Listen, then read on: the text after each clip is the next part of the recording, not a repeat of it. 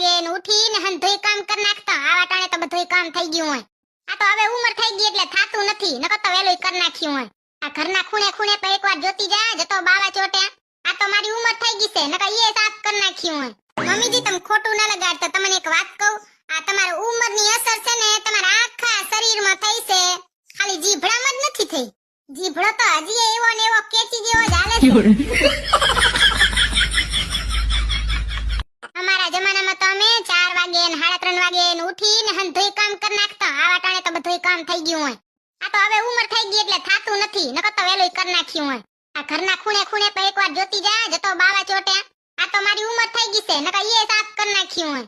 મમ્મીજી તમે ખોટું ન લગાડતા. તમને એક વાત કહું, આ તમારા ઉંમરની અસર છે ને તમારા આખા શરીરમાં થઈ છે, ખાલી જીભડામાં જ નથી થઈ. જીભડો તો હજી એવો ને એવો કેચી જેવો જ હાલે છે.